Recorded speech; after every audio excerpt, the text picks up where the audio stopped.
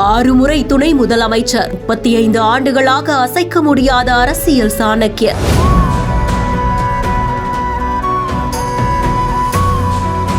சொந்த தொகுதியை நெருங்கிய போது நின்று போன துணை முதலமைச்சரின் மூச்சு.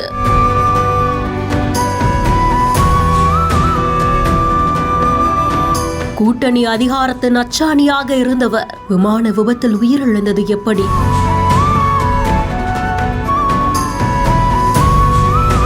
மகாராஷ்டிராவின் அரசியல் ராஜதந்திரி அஜித் பவார் யார்? மகாராஷ்டிராவின் துணை முதல்வரும் மாநிலத்துடைய ரொம்பவும் செல்வாக்குமிக்க அரசியல் பிரமுகர்களில் ஒருவருமான அஜித் பவார் அவர்கள் விமான விபத்துல உயிரிழந்ததா தகவல் வெளியாகி இருக்கு. மகாராஷ்டிரா மாநிலம் பூனே மாவட்டத்தில் இருக்கக்கூடிய பாராமதியில தான் இந்த விமான விபத்து நடந்திருக்கு. இதுல 66 வயதான அஜித் பவார் உயிரிழந்தது உறுதிப்படுத்தப்பட்டிருக்கு.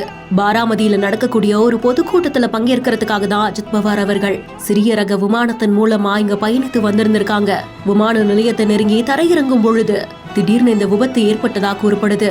விபத்துக்கான காரணங்கள் தீவிரமா ஆய்வு செய்யப்பட்டு இருக்கக்கூடிய நிலையில 35 ஆண்டுகள் அரசியல் சாணக்கியனா மகாராஷ்டிரா அரசியல்ல பல மாற்றங்களை உருவாக்கிய அஜித் பவார் அவர்களுடைய சாதனைகளை பலருமே நினைவு கூர்றாங்க.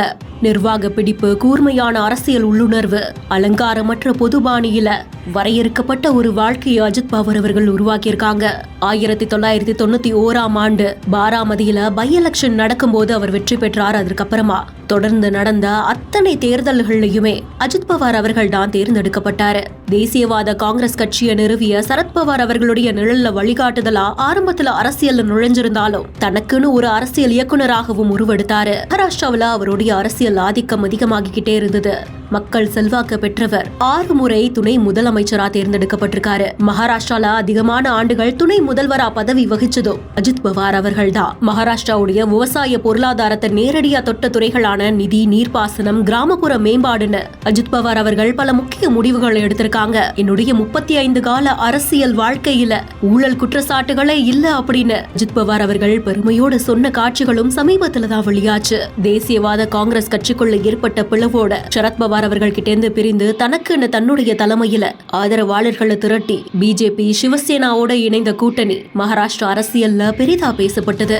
இப்படி மகாராஷ்டிராவின் அரசியல் சாணக்கியரா இருந்தவர் விமான விபத்துல உயிரிழந்தது அந்த மாநிலத்தையே பெரும் சோகத்தில் ஆழ்த்தியிருக்கு. மகாராஷ்டிரா துணை முதலமைச்சருடைய இந்த உயிரிழப்புக்கு பிரதமர் நரேந்திர மோடி அவர்கள், எதிர்க்கட்சி தலைவரான ராகுல் காந்தி அவர்கள் மற்றும் தமிழக முதலமைச்சர் MK ஸ்டாலின் அவர்கள்னு பல முக்கிய தலைவர்களும் தங்களுடைய ஆழ்ந்த இரங்கலையும் பவார் குடும்பத்துக்கு தன்னுடைய ஆறுதலையும் தெரிவிச்சிருக்காங்க.